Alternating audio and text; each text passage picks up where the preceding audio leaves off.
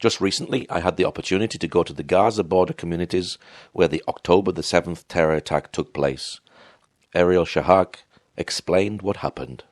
Basically, let's put all the conspiracy theories aside and all of that. Just facts, okay? So 6:28 that day, the 7th October 23, they started firing rockets, mortar shells, and anything they had on mostly the Gaza region, but actually Israel in general, okay?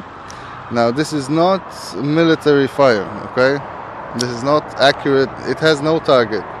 They're just firing in general. Now, the people here are used to living under this type of fire for the past 20 years or so they didn't think much of it at first, just that it was very extensive. Now, but you don't experience the whole thing, you just experience it in your location. So no one knew it's really a wide phenomenon. So they started thinking something is wrong after 5, 10, 15 minutes that it kept going. If you talk to people from the communities around us, they will tell you that was the thing that was strange for them, because getting shot at, it's not unusual here. This is why also the nursery is usually the safe room. Okay, so you don't have to wake up the small kids. And there's some impressive safe rooms here. It's not like a small room, it's a full-size room for 2 or 3 kids. Okay? So while they were firing at all of us, then at the same time, they broke through the fence in over 30 places. It's not just the Erez Passage or the border crossings. Now, they didn't operate as a single group with a commander. They operated, each 30 were a separate group with a separate mission. They didn't know about each other. This is why we didn't know about the full scale of it. We knew something is coming, just few of them. For example, I was called on 7:30 because there was a suspicion for infiltration. Well, I can tell you that suspicion was justified. Okay? Just so you understand how little we knew. Now, they planned it, they well planned it, and they attacked all the electricity distribution centers for the military targets and for the civilian targets as well. And they attacked from air first the key places. By the way, how did they came by air? They don't have Air Force. You know where they got the Buckeyes? You know where they got them? They got them from Germany. Yeah.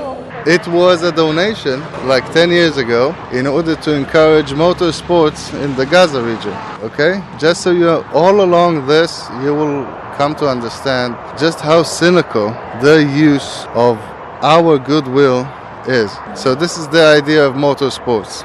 I think half the concrete of the tunnels was given by Israel, because we, not just Israel, we keep doing the same mistake over and over again of judging our enemies from our own point of view, from our own perspective, from our own moral standards. They just don't have it. And I know it because it's not my first rodeo with these guys. I was in Tzuk Eitan 10 years ago and many things before. And my first war was 2006. It was Lebanon, and after my normal service. And what are we fighting for here? Why did they attack us? If you see the evidence, if you see the stories people tell. When we think of war, we're talking about political crisis, we're talking about land dispute, pipeline, right? Normal people fight for money, you know? So what is this? They left no one alive, Muslim, Christian, Jewish, Buddhist, whatever. They just butchered everyone. They went through the trouble of targeting first babies, then women. They gave the women also the full package, before and after death, and only then the husbands. And so why? What could justify that? What do you achieve by doing it? So the answer is that the only thing it achieves, it's not land, it's not they freed no one. There's no legitimacy for this. But this is how being on the receiving side of a Muslim holy war against the heretics, of a genocide toward us, the heretics, the infidels, this is how it looks like, okay? And if you would look 50 years back, 60 years back in Africa, 100 years back, 500 years back, it looks the same. Dismembering of nursing moms to un-Muslim babies. and the babies themselves and the communities. So it all hides behind a very unthorough lie, which is the Palestinian lie. There's no such thing. Okay, they know it, we know it, but the world takes it for some reason. So me as a Palestinian, because my mother was born in Palestine, she was born in Israel at 46 when it was called the land of Palestine. Now at 48, the land of Palestine disappeared and came to be the state of Israel. But none of this story, including the name, is true. Okay, they cannot even pronounce P. Okay, they don't have Palestine. The flag they're waving is the Iraq-Jordan flag from 58. It was embraced by the PLO at 64. If you notice, both of those are past 48. And life works that you can affect the future, but not the past. Okay, unless you have a time machine, which they don't yet. So no such thing, never was, especially not with this flag. I ran out of Palestine flag, so I cannot give you one. No, I did printed some of the original one. The flag of Palestine from 28 to 39. The blue and white with the golden David star. You can wave it as much as you want in a pro-Palestine like rally, really. Now, why are we so annoyed? Because we were already murdered and raped and massacred and everything. So we're past that.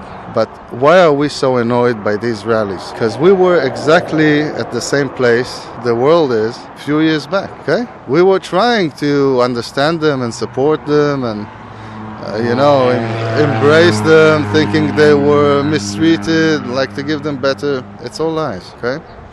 This is very well-trained and well-thought people that know us better than we know ourselves, and they will stop at nothing to damage us, okay? They are obliged to lie to the heretics, which is us. Even if you're Muslim, but not enough, they lost any, Muslim identity. They have no true Muslim core values, okay? Because this is not Islam. There's no religion that supports this. This is just the Islamic State, and this is how it looks like when Iran is toying with Arabs, that they can, expendable Arabs. This is how Iran plays. You will never see a single Iranian doing it, but it's Iran. There's a very special guy in Israel who spent his life in the counterintelligence facing Iran. And he says that for Iran, Arabs are disposable cups. This is just that. Them, in turn, are doing the same use of their population. They use the poor, they use the weak. First of all, they make sure to keep them weak and poor, okay?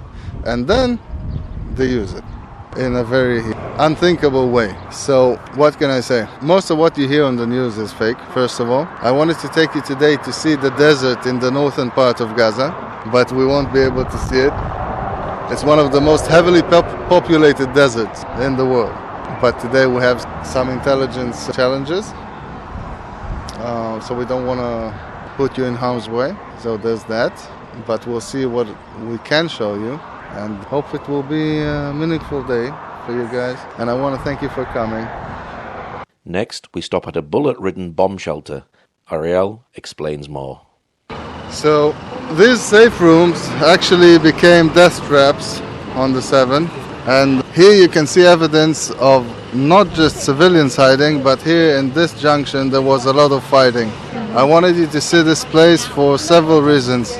One of them is, one of the main questions that rises from the 7th is, why did it take the military so long to get to certain communities? Now the reason is that every main junction, every main road, all the ways leading to anywhere were covered by terrorists, okay? Some terrorists had their mission on taking a junction, okay? On ambushing a certain road. So personally, me and my guys got on 10 in the morning to Yad Mordechai Junction, and it took us over 6.5 hours to get to the Reim Junction. Along the way, we met over 15 separate teams of Hamas along the way. And we were not the first soldiers to get here, okay? This was already after several units passed through the same way. Here in this junction where we stand, our SWAT team was fighting them for about 2 hours. They had a disturbing amount of ammunition. Luckily, by the time I got here, they ran out of anti-tank missiles. And this is one of the reasons I'm still here today, to give you this tour. And also me being the Israeli champion sniper for like several years. It's a good thing to be in times of war. So you can get the point. Be'eri is exactly in the middle, no matter where you come from. If you come from like east, they got all the way to Ofakim. So going through Ofakim to get to Be'eri took hours. Going from the south took hours. Going from the north took hours. And also the fighting inside the communities, because you cannot just go and rescue people when there's terrorists outside. You have to first neutralize the threat, otherwise you don't get civilians out of their houses, out of their home, into like sure death. And you cannot fight with civilians with you. So it took time, but I don't think there's any community that there was no survivors, that the military didn't reach. And just for scale, like wise to understand what happened here, Israel being attacked by 3,000 terrorists, heavily armed, is the equivalent of the United States being attacked by 122,000 terrorists all along the Mexico border. From, if we were hit by like 30 locations, then multiply it, and you'll see how unlikely it is to contain such incurgency, right? And we did it. So I don't think the 7th was a failure. I think it was a major military accomplishment containing it, and because their real target is Tel Aviv, it's not this. But it surely took its toll. But there's no scenario when you can have this kind of attack with no civilian casualties, especially when they targeted civilians. Every attack they did on the military was just in order to allow other forces of them to attack civilians. Maybe 10% of their efforts were against military targets. 90% targeted civilians, especially babies and women. In their genocide, they don't want to just kill your present. They want to kill your future. They want to kill your essence as a nation, as a religion.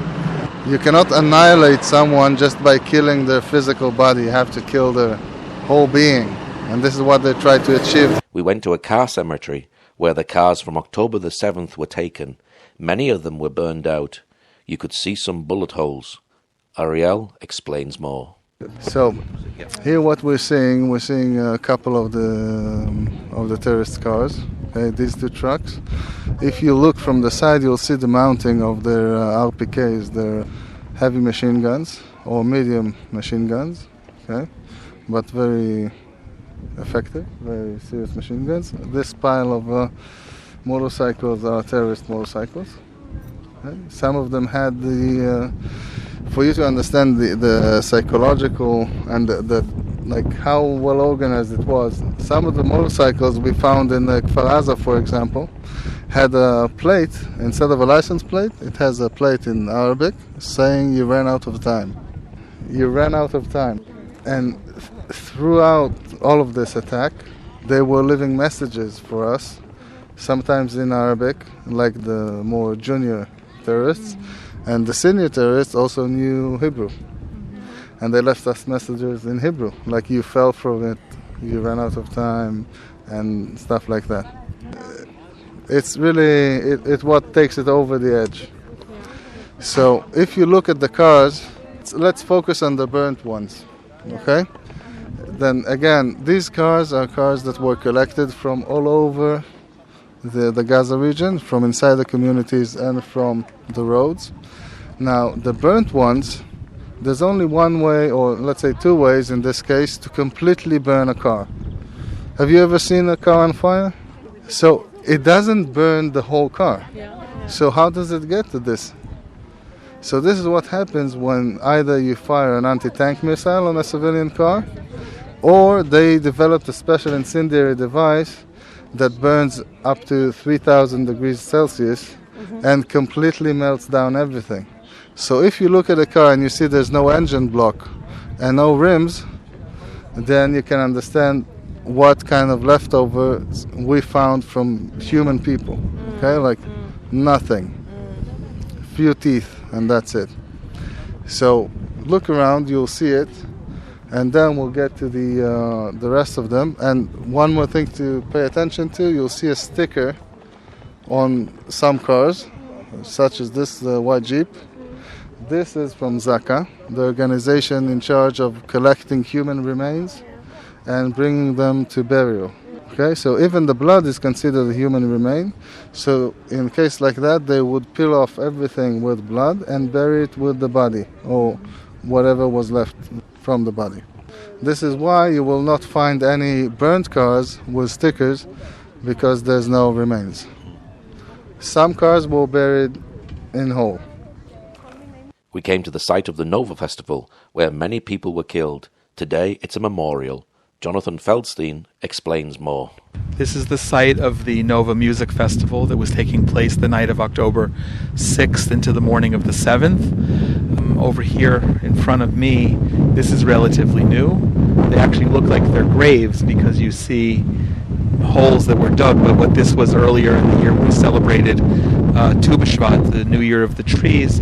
People came and planted new trees in memory of all of the people who were killed, and you can walk through there and see the names and pictures of whose loved ones planted trees. Behind me, and you have an opportunity to walk through, and this field over here. The open field over there, behind me, was where the music festival was actually taking place. If I remember correctly, 370 people, almost a third of everybody who was killed that day were killed here. Some of the horrific sexual crimes that took place also took here, much of them. And what you'll see over here is stakes in the ground with pictures of all of the people who were killed and taken hostage from here. And you'll notice that, and you'll walk through, and this place has become a memorial. I've referred to it as a combination between Woodstock and Auschwitz, which is a little bit crazy to think that people were living here, celebrating here, having a great time, and at 6:30 in the morning rockets started coming from here, and by the time they realized what was going on, these young people had to scatter in every direction possible. And it's really just a time for silent reflection and seeing the faces of the people who were killed here.